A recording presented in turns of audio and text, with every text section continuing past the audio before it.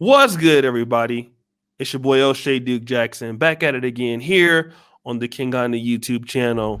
And we have a special show for you brothers and sisters out there in the Black diaspora. And today I'm with my number one favorite company in the world, UG Unlocked, Uganda's best shipping company. So good, in fact, my mom, right, even has met the brother that we're on this interview with. I'll let him introduce himself and the company he runs. Thank you for coming on, brother. Go ahead and tell them who you are. Hey, thank you for hosting me, Oshe. I know we've planned to do this for a while, and I mean we made the time today, which is really good. So by names, I'm Paul, and I'm a father of four, married to Christine, and I'm in Sacramento, but originally born in and raised in Uganda. Okay. Born and raised in Uganda. And how and tell them the company that you have started that I'm always raving about on almost every episode of Kinganda. I know.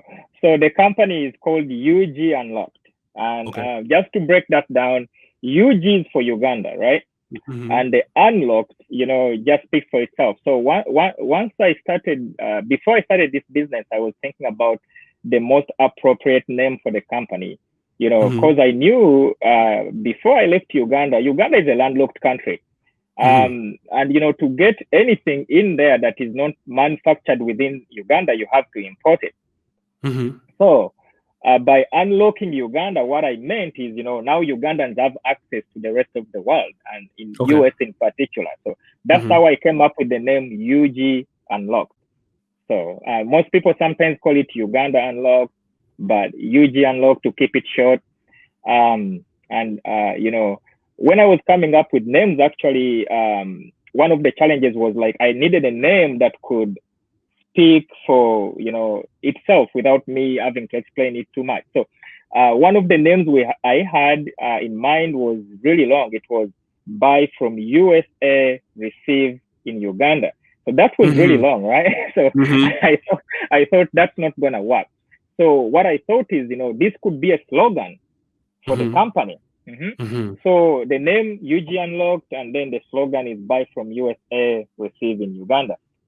So that's how the two came together. Sometimes people ask me which is which, why did you come up with this particular name? But that is how the name came into play. Okay, so let me ask you this. Yes. Because your fan page on Facebook has over almost 600,000 likes. You have a lot. I mean, I've never met a person that had a bad experience with UG Unlocked. It's always been positive. People rave about your service. What does UG Unlock? What are the services that you provide? Okay. So before I go to services, if you don't mind, I wanted to put this out, how the company started. Sure. So,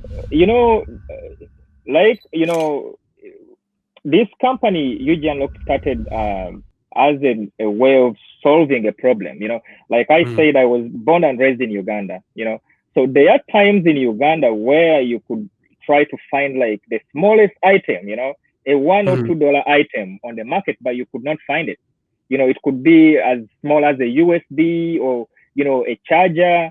So when I left Uganda, I knew there was a problem. There was a problem of access. People have no access to these things, And when I came to the US, what happened is I had a lot of friends back home who were like asking me to, buy them this, buy them that, So I ended up spending more time, buying these things and sending them to Uganda, And over time, I started realizing that actually this could be a business. So the way UG Unlocked started, I did not try to think about how to start a business or like try to, spend a lot of time on what do I want to do for this business. But it was already a business before I knew it. I just never realized on day one that this could actually be a business. So that is how UG Unlocked came into play.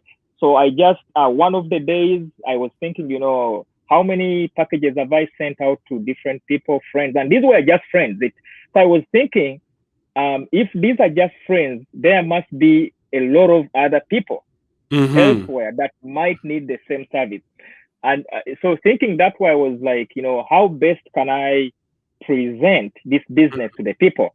And that's how UG Unlocked came into play. I can tell you, Oshe, when there is a problem, there is always an opportunity. And if you can solve the problem, then you can create a business. When we opened the doors for UG Unlocked, I can tell you, we got the first order before the furniture was even put in the office. I can tell you, the first customer we had was a lady. She needed clothing for a wedding. She had already spotted out what she wants on this website, but the website was not going to be shipping these items to Uganda. And so she came to the office. She was really scared to leave a deposit because she thought, this is like, people setting up, they could leave tomorrow. So they had to call me. I want to talk to the person over there to confirm that this is real. So I talked to the lady. It's been a long time because this is like 2012. I talked to her. I told her, yes, we can take this order and, we will make sure you receive your goods. And trust me, Oshe, at the time, this was so big and it was a wedding. So, you feel the responsibility, but then you don't have enough experience with the business, So the start is always a challenge. And, we went through that phase, of not having any systems. We did not have any system at the time.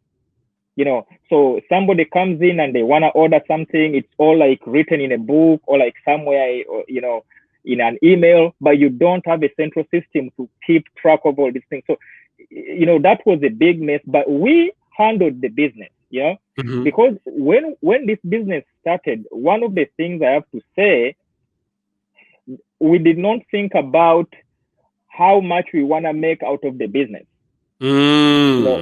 But like personally, I had what we call it. I had the love for what I was doing because I was helping someone else. So that kept me going. And as long as I really enjoyed what I was doing, I made sure it's done right. And one of the key points, like being in the US and having traveled in the UK, of course, I knew if you handle customers the right way, then of course, definitely you're going to retain customers. And, that's why you see that we have over 500,000 followers on Facebook. Oh, yeah. And, our reviews are four and above stars. So it is something that takes time, but you have to connect with the customer. So one of the things is you want to keep your business small enough to where you connect with the customers, not too big to where you lose all that connection, because that's where the problems come in. I speak to most of my customers personally when there's need. Yeah, I know. I could talk to almost every day. Like, I know. Yeah. You and Roger, you get my money I sent over there, Roger. So, yes, Roger. Yes, Rogers. Actually, now that I'm talking about the business, so we've had Rogers since the second year of the business. So Rogers has been around that long. Wow. Yeah, Aaron, Rogers, we have Joanne. The team is really, most of our team has been around since the start of the business. Okay. And how hard that is in Uganda. Oh yeah. Because you need to train the people. You need to make sure people love what they do, and you need to make sure people understand the business. Once you do that, then you're able to retain. Once you educate, you're able to retain these people, because one of the things I always think about, with the business is you don't want to be hiring new people all the time while not keeping, because each time you do that, it sets you like 1 year behind. Right. So yeah. So let me ask you about, because the thing about it is, I mean, there are other companies that I've dealt with here, but UG Unlocked is very unique in customer interaction, let's say, I'm not gonna call their names, but I've dealt with some other company that do what you do, and by far your service is better. What are the services that you offer for a customer that's doing business? Like they want to order somewhere from you in Uganda. And you also deliver to Kenya, Congo, Tanzania, Rwanda, right? Those places.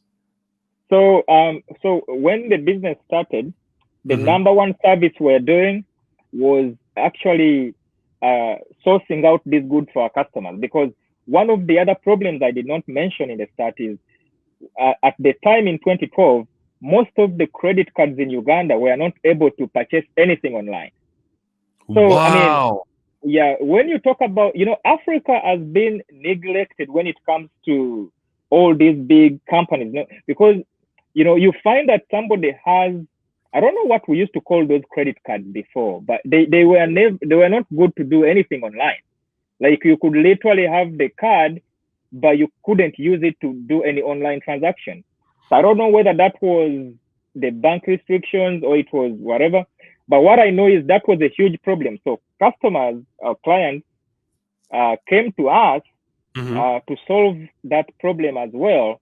And that's where we introduced. That's how the main business actually functioned. Somebody needs something online, they come to us. We calculate all the needed costs to purchase this item, to ship it, customs and all that. We give them a quotation. They pay half of the money, and then we purchase the order, and then they clear the rest of the money once they pick up from our local office in Uganda. So that's one of the services that we still maintain up to today. Though I've seen a big shift. A lot of people are now able to purchase their own goods. We don't need to, purchase, but we still have, I would say 50-50. There are people who don't feel comfortable doing that because, I mean, if there is any issues online, then, we are able to handle if we purchase, the particular item. So people still, trust us on that. But that is our number one service that we provide actually. And then the number two service, of course, we do ship out and we clear the customs for all our clients in Uganda. So all they do is they ship the goods to us in Sacramento, and then we will ship the goods to Uganda, and clear all the customs and have those paid up. The other service that we do is, of course, we sometimes source for products that we know are on really cheap price, and these are able to sell out really quick. So we buy those and we spot like different products in the market that we're able to send to different people. So we do basically three things. We do the customs clearing, and then we do the shipping, and then we do the purchase, which you could call personal shopping. And that was big when we started, very, very big. Yeah. Okay. Let me ask you this, because a lot of people, at least for me, I've been coming to Uganda for 3 years, and we're both similar in the fact, well, obviously you have a much larger business, than me, which is much different. But you actually are able to maintain this business because obviously shipping it from Sacramento, which is where I'm from, to Uganda is an intricate part of the business. But you're really running the business from California, from the United States. Is that challenging, running part of the business from the USA and not being in Uganda full time? Okay, yes, that's one of the challenges that actually I faced when the business started. So I would say the first 3 years of the business, that was a huge challenge because the time difference. And like I was telling you in the beginning of the video, that when we started out, we did not have any sort of system. And, systems really help. So what happened is, like we are 10 hours behind Uganda. So by the time I'm able to respond to a few of the, messages and all these different inquiries from the customers, sometimes you realize that whatever the customer was looking at is already sold out. By the time you reply, this particular item is gone. So that was a huge thing, because remember, customer comes to you, you give them a quotation, They have to get back to you to, pay you the deposit and, okay the order. So by the time that is done, sometimes you realize that this stuff is gone, especially like on Black Friday. Like Mm-hmm. there are times you have to stay up all night to just make sure that customers don't miss out. Mm-hmm. But yeah, the biggest challenge actually running a business in two places is the people, is the resource, the human resource. For example, when I say human resource, when you in Uganda, one of the challenges is grooming people. You Mm-hmm. have to invest a lot of time. Mm-hmm. I talk to my team every day. Mm-hmm. And we've been in business for since 2012, almost 8 years now, right? Mm-hmm. But there is no time where I'm like, today I'm not gonna talk to this office at all. I'm on vacation. It doesn't happen. It doesn't happen. So, Mm-hmm. but the team has been the experience they have now. I don't need to do that. Okay. Mm-hmm. But we keep in touch just to make sure that our customers get the best service, because Mm-hmm. they might be asking a question that I have to attend to over on this side, and I might have a question for them, over on the other side. So we are always, I mean, thanks to the technology, I can ask a question now and get a reply right away. So Mm-hmm. uh, one of the challenges when I started though was I can tell you, Oshe, was the communication. It Mm-hmm. was not easy. Yeah, WhatsApp is something that has just popped up like recently. I can't even think about when, but what I can tell you, we started out, I used to use like Skype, okay? Right. And Right. and by Skype I mean I have to make a phone call to Uganda, not like free. It wasn't free. I have to Mm-hmm. say I was spending between like $200 to $300 a month just on Wow. just on Skype calls. Yeah, because what happened is, you could call people for free if they had Skype. Mm-hmm. But at the time when we started, people, the internet wasn't really that big in Uganda. You Mm-hmm. know, yeah, for you to call someone on WhatsApp, you have to first give them on Skype. You have to call them and tell them to load data, and then you ask them what time you will call. It was really crazy. So, Mm-hmm. but I used to spend that much money just on phone calls. So Wow. it was really expensive to run business in two different places. But now, Mm-hmm. that I don't need to spend any money to communicate. Mm-hmm. So the times have changed. Struggles of the businesses. I mean, I would say, other than the human resource, because in the beginning we had some issues with the human resource. You train someone for a month or two, and then they leave after a few months. So you set back. So Mm-hmm. once you figure out people that can handle business in Uganda, and they are Mm-hmm. people, the only challenges we have when we start businesses, we think that you might not get the right people. But if you give it time and the training, you get the right people. Case in point, I can tell you, Rogers has been the company since it started. Mm-hmm. Aaron has been around, I don't know, since maybe 6 years now. You Mm-hmm. have Joanne, she's been around for a while. We have Daniel, who just joined like last year.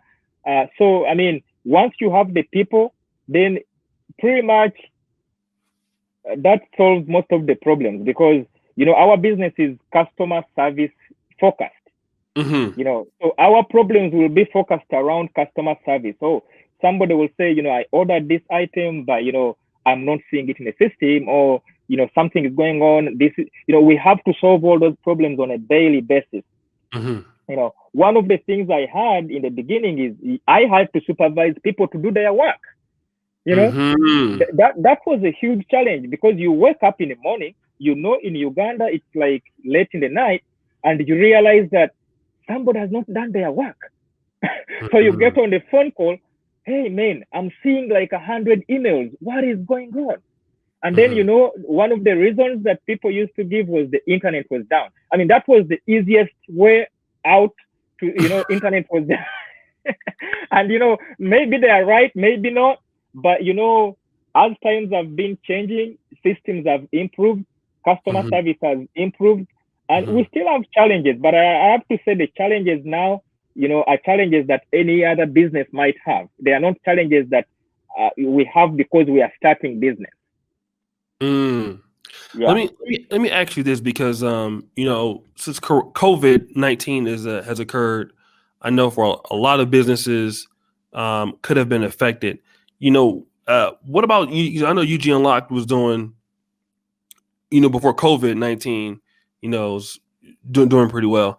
How has your company responded to COVID-19? As far as what's been going on with coronavirus. Yeah, COVID-19, I mean, nobody could ever prepare for this. Mm-hmm. Once this hit, the first thing I was thinking about is if the airport closes, I mean, I had really no plan. Running out of options was really the biggest threat to the Mm-hmm. business. Mm-hmm. But thankfully, the airlines kept the cargo business operating. So that has been really good for us and good for our customers. But once this hit in March, we did not know if it was going to affect, the entire business because, we do air shipment. And if the airport is not operating, first thing I thought is probably the cargo business is also not going to operate. But that kept on going. So that was a very good thing for us. But as in regarding, the rest of the business, definitely coronavirus has hit our business. Like, Mm-hmm. it has hit it so bad that, you have to love the business to still do it. Right? Mm-hmm. If you're in the business for, just making the money, then this is not a good time for you to do business because, like I told you in the beginning, that you must love the business to be able to do it. Because Mm-hmm. once you start losing money, the only thing you really hold on to is the hope and also know that this is temporary. It's gonna end. Mm-hmm. Business is still gonna move on. So before COVID hit, we were charging it was $7 a pound. Okay, so once COVID hit, the prices went up to 10, right? Airlines Oh, pretty okay. much, yeah. So our prices went up in March, April. That's when the prices went up because Mm-hmm. what airlines did, airlines said, now we cannot, carry passengers, so they had to somehow find a way of still operating by also getting the money they need to run their business. So that was a big challenge. So most of our customers are waiting. Some of them who are doing business, of course, it became super expensive for them to operate their businesses, and we've seen a slowdown. Yeah, it's something that is unavoidable, but at the end of the day, what we do right now is we try to concentrate on whatever business we get, make sure that we do it to our best that we can, as we wait, because like I said, COVID is not going to be here. I mean, hopefully not forever. um but businesses, whether before COVID or pre-COVID, the way you do your business will determine whether your business can move past COVID. Mm-hmm. If your business was terrible before COVID, it still probably will still be terrible after.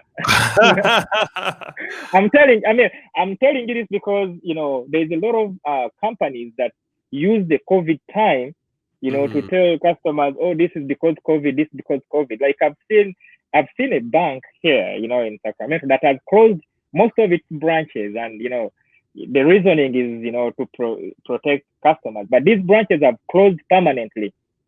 But I know for sure they wanted to do this earlier because they wanted to move all their business online, you know. But that doesn't really work out with some of the people. But now it's easy to do that because somebody can easily say, it's because of COVID that we're doing this. Yeah. But for our business, COVID hit it really bad, and our business relies on the customers in Uganda for the most part. Mm-hmm. So if people are locked at home, all they think about is their next meal. Right. Somebody's not going to think about the new iPhone, you know Right. or Right. like, Right. yeah. So people's problems right now, is not going to be that new iPhone or that new Adidas shoe. It's food. What's on the Survival. Yeah. table? Yeah, and we understand that as a business, and we're still hanging in there. At the moment we had to cut half of our staff in Uganda, which is really sad. It's really one of the worst things I've ever done, laying off someone. I had never done that ever, but at some point you realize you can't maintain the entire team, but we still have hope that things are going to get better, I don't think things will get worse than we already see, and we just want to keep our heads up that things will get better and we'll go back to normal business. Are things improving a little bit as time is increasing? Yeah, things, of course, things are improving a little bit. I can't say things are the same way uh, as before once this virus hit, because right now we see a trend that is starting to pick up. So people are starting to pick up a little bit, but it's not as good as it was before. Like not Mm-hmm. even anywhere close. Personally, I think the entire 2020 might not pick up until 2021. Mm-hmm. Yeah, that's Let me ask you a question, because as a very very savvy entrepreneur, and I talk about the same thing on this channel. A yeah. lot of people who have never been to Uganda are looking to, because Sacramento has a huge African American community. So does the United States.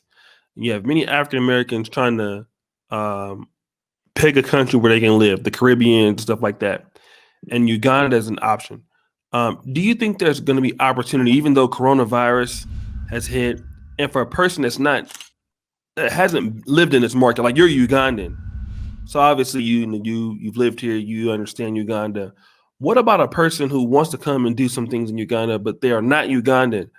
Um, would there be opportunity for a person like that to do well here and come here and live and do well? Yes. Yeah, there is always opportunity pretty much anywhere, but I can see a lot of opportunity in Uganda. Matter of fact, I was speaking with one of my neighbors a while back, and he told me he has a friend who is in Uganda and Mm-hmm. probably doing some sort of music signing. I don't know exactly what the friend is doing, but my neighbor was also asking the same question. Is like, how can somebody move to Uganda and do this well? He was Is meaning it his is it friend. Black Market Records? There is a guy from Yeah, Sacramento, yeah, yeah. That's the guy. You know the Cedric guy? Simpson. Yeah, he used to live across the street from me when I was a little kid. I know exactly who he is. Yeah, he's Yeah, probably had one the biggest label ever in Sacramento history, Black Market. Yes, doing very well. exactly, He's in Blue Globe right exactly. now. That Yeah. that is the guy. So my is a friend to my neighbor. So my neighbor was showing me, his Facebook page, and was because my neighbor knows I'm from Uganda. So he was like, hey, what do you think about, like, how can somebody even go to Uganda and do this? I told it's really a little hard for someone who has never been in Uganda, but you have to have some, for any entrepreneur, you have to take on the risk. You Mm-hmm. just cannot choose the easiest route all the time for opportunities. And by risk, I don't mean like going to a country that is unstable, where like there's wars and stuff. Uganda's been stable for since I was probably born for the last 30 or so years. So, I mean, I can say if you know what you want to do, are you willing to learn from other people? There's a potential. There's big, this is a big subject, you know. So if somebody is coming to Uganda, you would ask yourself, what are they interested in? Because that's where, the focus has to be. What is the number one focus? I can point out a few things. If you go into like service industry, you go into the tourism industry, Mm-hmm. I can point out, the real estate industry in Uganda is doing really well. So those Mm-hmm. are those are some of the things that are, if somebody has the resources, those are things somebody can actually do and, do really well. Mm-hmm. But like I say, there are other opportunities that are not even seen by Ugandans, not even, Ugandans see these opportunities like the black label guys from Sacramento. Black And, Market. Yeah. yeah, the first time I met you, I thought you were the guy, 'cause Oh, you you, know, no. But I I did, happen to be. Yeah, we're from the same city, same. I know exactly who he is. yeah, yeah. The key So with him though is that similar to me, he was very successful in that business in the United States. He had exactly, made millions of dollars for 20, 25 years. So of course, him coming to another place, it was different, but it's not like, he's already doing that already. He's already very, very good at that. exactly. That makes it easier, Hmm. but again, like you don't have to have done something. I mean, you can bring something that you've already done somewhere else and do Hmm. the exact copy in Uganda. That Hmm. is, is really good. but also there are so many, Uganda is a virgin country. Mm-hmm. Everything is just starting up. It's not like the US. I mean, think about the US is full of like all these big companies. You have really no, you have no chances, you know. Mm-hmm. But Uganda is a country where, first of all, Uganda has been ignored by a lot of investors because they feel like probably the country is too small, like there isn't too much money for them. But this is good because it really helps those who want to start to Mm-hmm. actually start. Because if you Mm-hmm. look at a country like South Africa is really way ahead of Uganda, right? Mm-hmm. But that's really not so good as well if you want to start something. So Mm-hmm. for any startup, Uganda is a very good startup. If you need to start up something in Uganda, is really good. You just do your research. I know we have, is it the Ministry of, is it the investment? Yeah, yeah, investment Uh, authority. yeah. Sometimes they have like ideas on what you can invest in. There's a lot of opportunities, and I mean on one, it's easy to tell somebody, you can try this and that, based on the research, but it's a broad subject. If somebody makes up their mind and they really want to make it in Uganda, it is not that hard to make it. It's not that hard at all. Yeah, yeah, no, Yeah. I definitely see that there's opportunity, especially if it's virgin. If you want to get in, and a lot of people, if they know that you're serious, they'll try to help you. Something I like about Uganda is, like you said, is that people are very nice, and if you, Yeah. the business community, if you get involved, and people take you serious, it's easy to link people up. I was able to link up with you, even my mom. Right? It's interesting. I know. My mom didn't want me to come to you. She actually cried when I was coming to Uganda one time. She was like, "Don't go out there," because African Americans have, sometimes they don't really like us. Don't go out there to Uganda. Africans don't like African Americans. And now my Serious? mom, yeah, and now my mom brings my stuff to your house sometimes to Yeah, ship it here. I've met your mom like 3 times now. So with your mom, I mean, you said she thought people don't like. I've never heard that in Uganda, not in Uganda. She didn't even know where Uganda was. She just had a bad experience with somebody from like Nigeria or something, and she was like, "Well, they don't like her. They don't like." I was like, "Mom, Uganda's not like that." But now, since we've been having a good business relationship, and I shop at your business, and I tell her how your business actually helps me get money, right? She's the biggest fan of Eugene. Like, oh, he's so nice. The company's so great. I Glad. mean, it's one thing I want to say, and then to cut you off, but as African Americans, a lot of times I was trying to teach my mother that we should have been partnering more so with Africa and African entrepreneurs as a global diaspora to help each other. And a lot of times I'm seeing the benefit of that now since I've been working with you. Africa definitely needs a lot of forward thinkers. People who can think past the colonial time and Mm-hmm. all this thinking that some people still think like Africa is not worth it. And I Mm-hmm. mean, the sad part is, there is a lot of African Americans that you might meet that have actually never given Africa a thought at all. Mm-hmm. So until we pass that sort of thing, I mean, the Africans in America and the UK or Europe, if they came together, definitely, countries like Uganda, Kenya, Tanzania, Ghana, this would be a big opportunity for investment, and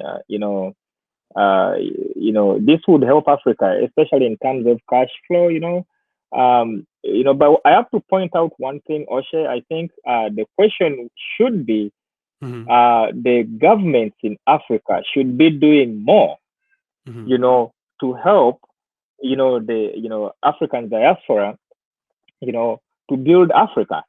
It shouldn't, and by that I mean it shouldn't be so complicated because I mean you gotta think Mm-hmm. about, like in case in point in Uganda, a lot of people in diaspora bring in a lot of money, Mm-hmm. a lot of money. Without the diaspora, the government would be struggling. Mm-hmm. So that in mind, I think government should make things a little easier, for the people in diaspora to, conduct business, you know. but it's also going to depend on, how do Africans come together to do this. Because on an individual basis, you'll find that, yes, people can do small things, but to do something really big, you have to get people together. And, that is something that I see probably is also another opportunity just waiting for the right person, how to get people together to do something big, like in Uganda. Because for the most part, if this is done together, the results might be bigger than someone individual person trying. I mean, think about a person who has never been in Uganda trying to do business. It takes a lot. Yeah. Yeah, they have to visit the country, stay for a while, look at what's going on. But how about if somebody came up with some creative way of figuring out all these things and then getting the people to invest in the businesses? I think for me, that would be the best approach. But again, the government policy has to really support this in a way that, I know Uganda has been doing this a lot, to the extent of where even the locals think that the government cares more about the investors than the locals. But I think it's been the way for the government to actually promote investment. So yeah, but for the African living in diaspora, Oshe, it all comes down to the issue of mindset. If somebody doesn't have the mindset to do something, it is really hard to convince that person to do it.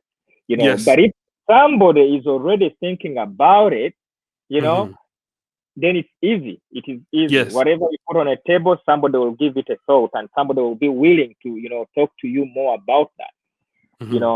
Yeah. But I mean, like, you're in Uganda already, so I'm pretty sure a lot of people are contacting you on what they can do. Oh, all the time. So, yeah, all the time. Yeah, so you're like the access for all these people. So I think maybe some of your shows you should bring some of these things that people can actually do.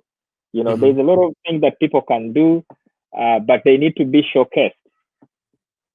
Yeah, and we're gonna hopefully showcase your DJ buddy on the Club Uganda pretty soon. I forgot his name. DJ what's his name? Josh.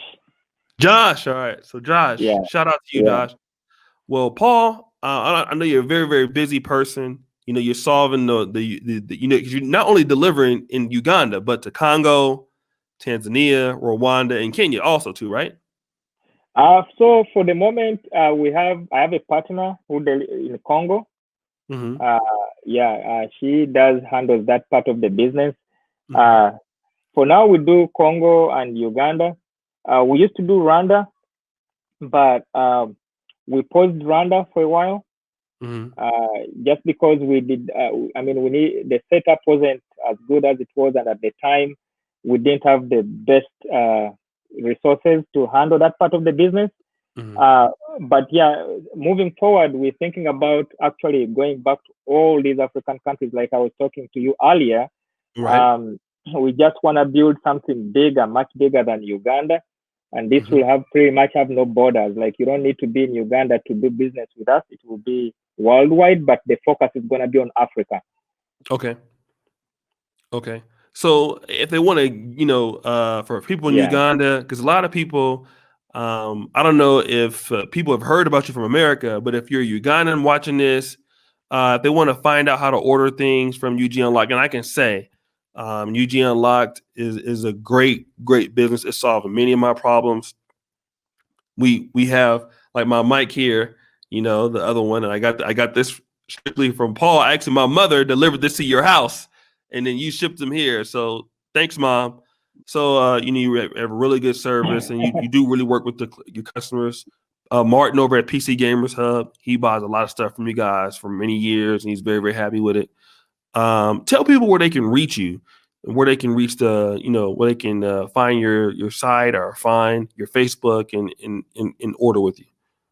Yes, so people can reach out to us on our website, and that's ugunlocked.com. And also on our Facebook page, that's facebook.com/ugunlocked. Then we also have WhatsApp, or people can just give us a phone call. Personally, people can call my US line, and that's +1 916 804 9051. It's Mm-hmm. also on WhatsApp, and they can also reach our Kampala office at +256 774 011 110. Mm-hmm. Our team is always available to answer your questions. They work so hard just to wait for your questions and be able to answer you back and make sure you have the best customer service. Mm-hmm. um, yeah, pretty much people can reach out to us on those platforms, but you can also always use our email. That's info@ugunlock.com. We'll always answer your questions as they come in. All right. Now we'll put all of this information in the first comment pinned to the top. Again, I even have a video dedicated to these Unlocked, talked about shipping. So I really thank Paul, Roger. I talk to Roger all the time. In fact, I just sent like about 1.1 million shillings a day. I order every week for like the last 9 weeks. I have an order every week coming through. I'm very, very, very, very happy. I cannot thank you enough for how you guys have helped us in the business. Thank you. And you've made it easy even for my mom to come directly and just to your house and drop things off. You really Thank went you. over above and beyond for me. So I will tell anybody moving back, want to move to Uganda, if you're living in Uganda, trust me when I say UG Unlocked is the best. You won't get a better service better than this. It's very organized, systematic approach. You'll get your things and stuff like that. And I thank you. I know you're a very busy guy. Anything else you want to say today, or? Yeah, thank you, Osha. Yes, so definitely. I want to thank all our customers that have supported the business for Mm-hmm. over 8 years now. I Mm-hmm. mean, without these people, definitely this wouldn't be a business. But I would probably still be doing it anyway, because the way the We way love this started. But they really, I want to thank our customers, because their support means we are able to employ people in Uganda, which is really something. They're adding value to Uganda. Without all this support from our customers, this wouldn't be possible, because when we started 8 years ago, we only had like one person in Uganda handling, all the business. But as I speak now, we have 4 people in our office, and once we are past COVID, the entire team will be back. So we're really thankful for all the support that you've given us all these years, and we hope that you stick with us for the next, who knows how many years. One promise I can tell our customers is, with at UG Unlocked, we try our best to be in contact with our customers on a personal level. I know businesses grow, and businesses become big, but no matter what, we've always stuck to that one principle, that we need to keep a personal touch with our customers. So if you ever need to reach out to us for anything, please feel free. You can always reach our local office first, because they're actually able to solve 99% of the issues. But if anything, you feel like is not really solved, you can always reach out to me, and I'll personally get involved and have your issues resolved. Mm. Um, yeah. Other than that, I mean, we're really thankful, and we hope that our service is doing good impact to those living in Uganda. And I have to say is that most of our business has actually grown because of word of mouth. Like, it's been one person telling the other, so which is Mm-hmm. really good. Mm-hmm. I think Osha, you found about us through Martin. You said, Yeah, through and Martin and then through DJ Martin has been Cello. yeah. So we've had people who have been with us for so long, and we try our best to retain, all our customers. Yeah, no, I'm gonna continue to be a customer. I know I thank you for sharing your experience as far as as an entrepreneur and wanting to help the Ugandan diaspora out and the whole just the whole community, the African American community that's wanting to be interested. You've always been very, very helpful in giving advice and things like that to me. So thank you for coming on.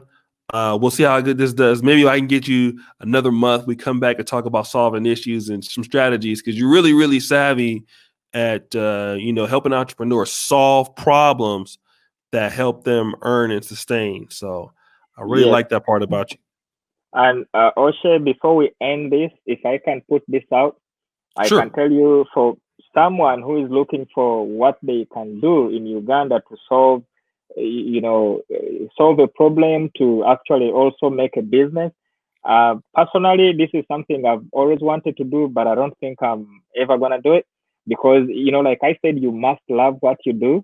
It's not that Hmm. everything you think you can do, you're gonna do. But I can tell you, if somebody can come up with a company that can, it's a human resource company that can train people.